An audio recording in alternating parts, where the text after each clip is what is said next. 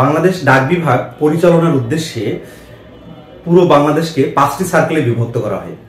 এই 5টি সার্কেলের একটি গুরুত্বপূর্ণ পদ হচ্ছে পোস্টাল অপারেটর, অর্থাৎ পোস্ট অফিসগুলো যারা পরিচালনা করে থাকেন, অর্থাৎ পোস্ট অফিসের 95% কাজ যারা করে থাকেন তাদেরকেই মূলত পোস্টাল অপারেটর বলা হয়ে থাকে। এই পোস্টাল অপারেটরের কাজ কি এবং পোস্টাল অপারেটরগণ কোথায় বসে কাজ করেন সেই বিষয়টি দেখব। এই ভিডিওটি নিয়ে আসার উদ্দেশ্য হচ্ছে বাংলাদেশ ডাক বিভাগের যে 5টা সার্কেল রয়েছে, এই 5টি সার্কেলের প্রথমত চট্টগ্রাম অঞ্চল বা পূর্বাঞ্চল, এই অঞ্চলে বেশ কিছু অর্থাৎ 100+ পোস্টাল অপারেটরের পদ ছিল এবং অ্যাপ্লিকেশন ডেটও শেষ হয়েছে। এরপরে রাজশাহী অঞ্চল বা উত্তর অঞ্চল থেকে 100+ পোস্টাল অপারেটরের সার্কুলার প্রকাশ করা হয়েছে এবং অ্যাপ্লিকেশন ডেটও শেষ হয়েছে।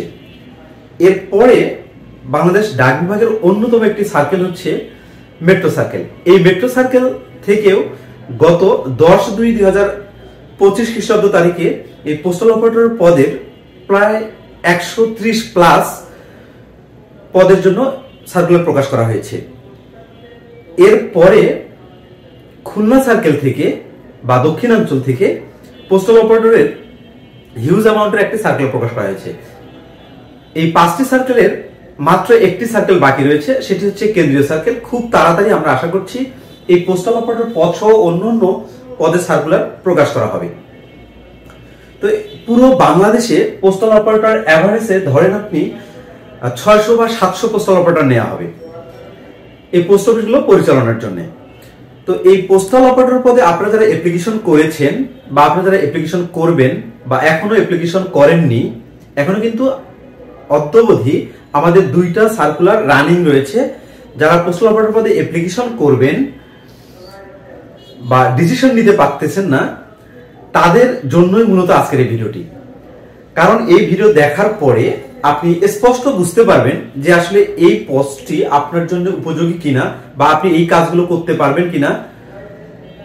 এই জন্য মূলত আজকের এই ভিডিওটি নিয়ে আসা, যদিও এই ভিডিওটি আমি অনেক আগে নিয়ে আসা উচিত ছিল। তো আজকের এই ভিডিওতে ফার্স্টে আমরা দেখব এই পোস্ট অফিসগুলোতে আসলে কি কি ধরনের কাজ হয়। দেখুন, পোস্ট অফিসগুলোর মধ্যে কিন্তু ক্যাটাগরি রয়েছে, যেমন এ গ্রেড পোস্ট অফিস রয়েছে, বি গ্রেড পোস্ট অফিস রয়েছে, সাব পোস্ট অফিস রয়েছে। এই যে পোস্ট অফিসগুলো, এই পোস্ট অফিসগুলোতে আকারের ভিত্তিতে বা অবস্থানের ভিত্তিতে বা মানের ভিত্তিতে পদ সংখ্যা কম বেশি হতে পারে। অর্থাৎ কোন পোস্ট অফিসে সংস্থাপন কম, কোন পোস্ট অফিসে সংস্থাপন বেশি, এ ধরনের হতে পারে। তো সবগুলো পোস্ট অফিসেই মূলত পোস্টাল অপারেটররাই ম্যাক্সিমাম কাজগুলো করে থাকে। তো এই পোস্টাল অপারেটর কি কি ধরনের কাজ করে থাকে আমি আজকের ভিডিওতে সবগুলো বিষয়ে আলোচনা করার চেষ্টা করব। তবে একটি গুরুত্বপূর্ণ বিষয় হচ্ছে এই ভিডিওর শেষে 2 মিনিটের একটি স্পেশাল ভিডিও থাকবে। এই ভিডিওটি আমার একজন শ্রদ্ধেয় স্যারের কাছ থেকে আমি এটি সংগ্রহ করেছি। এই ভিডিওর মাধ্যমে আমি আমার ওই স্যারকে ধন্যবাদ জানাচ্ছি আমাকে হেল্প করার জন্য। তো দেখুন, পোস্ট অফিসে মূলত কাজ হচ্ছে আর্টিকেল নিয়ে বা চিঠি নিয়ে আমাদের এটা ধারণা, বাট তা কিন্তু নয়।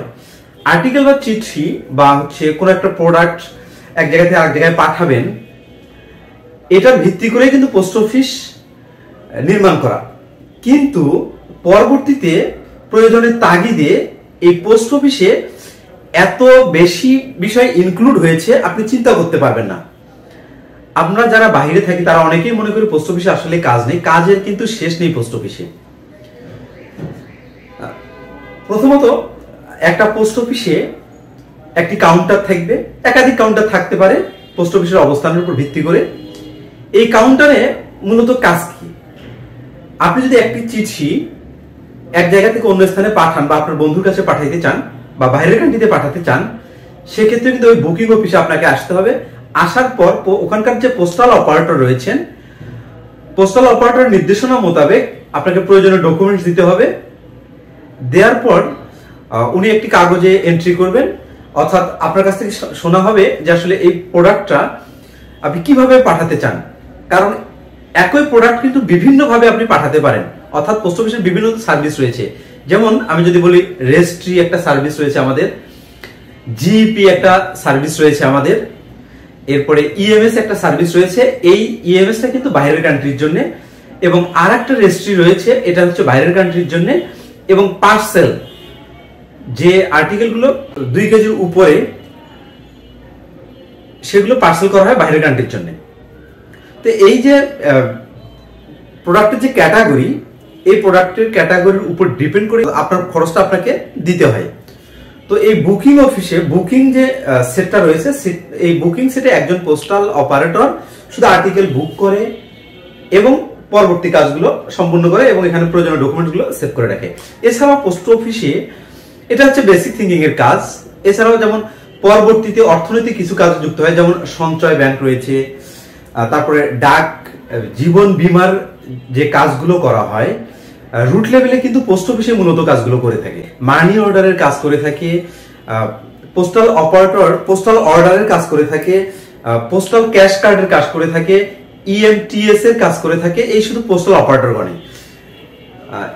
স্পিড পোস্টের কাজ করে থাকে। স্পিড পোস্ট সাম্প্রতিক সময়ের আমাদের খুব ভালো একটি পোস্ট, বাসায় পৌঁছে দেয়া বা এর অনেক কিছু গুরুত্বপূর্ণ কাজ রয়েছে ঢাকা শহরের ভিতরে, যে কাজগুলো মূলত করা হয় এবং অতি দ্রুত আপনি এর মাধ্যমে প্রোডাক্ট পেতে পারেন। কাঁচা সবজি বা মাছ মাংস সবকিছু আপনি এর মাধ্যমে অর্ডার করতে পারেন। এরপরে এই প্রত্যেক পোস্ট অফিসে কিন্তু নগদের একজন করে এজেন্সি থাকে। এই নগদের যিনি এজেন্সি, ইনি কিন্তু পোস্টাল অপারেটর না, এনাদের সঙ্গে বসে ইনি কাজ করেন। পোস্ট কোড নিয়ে কাজ করা হয় এবং ড্রাইভিং লাইসেন্সের কাজগুলো করা হয় মূলত পোস্ট অফিসের মাধ্যমে, অর্থাৎ একজন পোস্টাল অপারেটর মূলত এই কাজগুলো করে থাকেন। এবং বাংলাদেশ ডাক বিভাগের অন্যতম একটি সেক্টর হচ্ছে ভূমি সেবা। এই ভূমি সেবার কিছু কাজও কিন্তু আমরা এই পোস্ট অফিসের মাধ্যমে করে থাকি। তো এখানে আপনি যে কাজগুলো শুনলেন, মূলত এই ধরনের কাজগুলো পোস্ট অফিসে করা হয়ে থাকে, বিভিন্নভাবে করা হয়ে থাকে। এবং সারাদিন যে চিঠিগুলো পাওয়া হয়, এই চিঠিগুলো দিন শেষে ডেসপাচ দেওয়ার পরে একটা হিসাব নিকাশ করা হয়। এই হিসাব নিকাশ অর্থাৎ রিসিভ কতগুলো হলো এবং ডেসপাচ কতগুলো, এটা কিন্তু মিলে যেতে হয়। এই কাজগুলো কিন্তু পোস্টাল অপারেটরদেরকে করতে হয়। এখন আমরা দেখব যে আসলে এই পোস্টাল অপারেটর যে কাজের কথা বললাম, এই কাজগুলো কোথায় বসে আপনারা করবেন, অর্থাৎ আমার স্যারের পাঠানো যে স্পেশাল ভিডিওটি, এই স্পেশাল ভিডিওটি আপনারা দেখলেই বুঝতে পারবেন। যদি আপনাদের এই ভিডিওটি ভালো লেগে থাকে, অবশ্যই আমার চ্যানেলটি সাবস্ক্রাইব করে রাখবেন। এবং আপনারা যারা বাংলাদেশ ডাক বিভাগের যে অঞ্চলেই থাকেন না কেন, যারা পোস্টাল অপারেটর পদে অ্যাপ্লিকেশন করেছেন বা অ্যাপ্লিকেশন করবেন বা অ্যাপ্লিকেশন নিয়ে ভাবছেন, তাদের উদ্দেশ্যে আমার এই চ্যানেলের পক্ষ থেকে একটি পেইড ভার্সন কোর্স চালু করা হয়েছে। এই কোর্সের ফি মাত্র 599 টাকা। এই কোর্সে টোটাল 45টি ক্লাস থাকছে এবং 30টি লাইভ ক্লাস, 15টি মডেল টেস্ট, যার মাধ্যমে আপনি নিজেকে যাচাই করতে পারবেন। সবগুলো ক্লাস রেকর্ড করা থাকবে। যদি কোনো কারণে আপনি ক্লাসে উপস্থিত না থাকতে পারেন, পরবর্তী এই রেকর্ডটি দেখতে পারবেন। এবং এখানে বেশ কিছু কৌশল এবং বাংলাদেশ ডাক বিভাগের প্রিভিয়াস কোশ্চেনের আলোচনা, এছাড়াও বাংলাদেশ ডাক বিভাগের উপযোগী সাজেশন, সবকিছু আমার এই চ্যানেলের পক্ষ থেকে আপনাকে প্রোভাইড করা হবে। আপনার যে প্রিপারেশন রয়েছে, আপনার এই প্রিপারেশনটাকে আরো বেগবান এবং ফলপ্রসূ করার উদ্দেশ্যে মূলত আমার এই কোর্সটি চালু করেছি। আপনারা যারা এখন অবধি এই কোর্সটিতে ভর্তি হননি, অতি দ্রুত 01726995630 এই নাম্বারে হোয়াটসঅ্যাপের মাধ্যমে যোগাযোগ করে ইজিলি আপনি ভর্তি হতে পারেন। আপনাদের পরীক্ষা ভালো হোক, এই প্রত্যাশা ব্যক্ত করে আজকের আমাদের 2 মিনিটের ভিডিওটি দেখার জন্য আহ্বান জানাচ্ছি। এটা হচ্ছে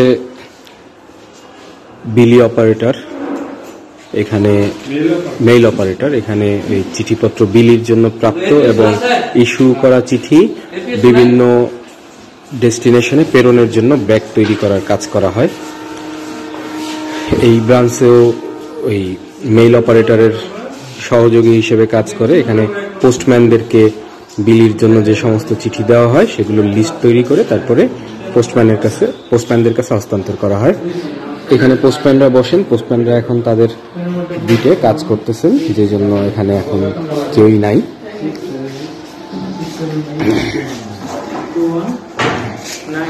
এই ব্রাঞ্চে সাব অ্যাকাউন্ট একজন অপারেটর কাজ করেন। এই হিসাবাধীন যে সমস্ত অফিস আছে তার সাব অ্যাকাউন্ট দেখাশোনা করেন। এখানে নগদের একজন কর্মী বসেন, উনি নগদের বিভিন্ন কাস্টমার কেয়ার এই ধরনের সেবা দিয়ে থাকেন।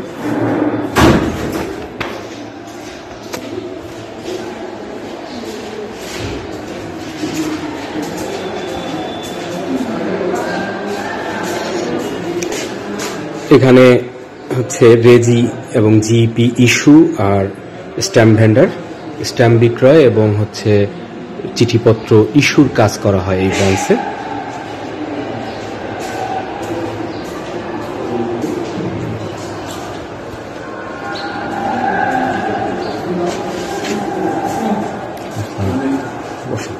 এখানে সহকারী পোস্টমাস্টার বসেন। এই ব্রাঞ্চটা হচ্ছে সেভিংস সঞ্চয় শাখা। এখানে দুইজন অপারেটর কাজ করেন। সঞ্চয়পত্র, সঞ্চয় ব্যাংক এই সংক্রান্ত কাজকর্ম হয়। আর এই পুরো কাজটা দেখাশোনা করেন হচ্ছে সহকারী পোস্টমাস্টার, যাকে এপিএম বলা হয়।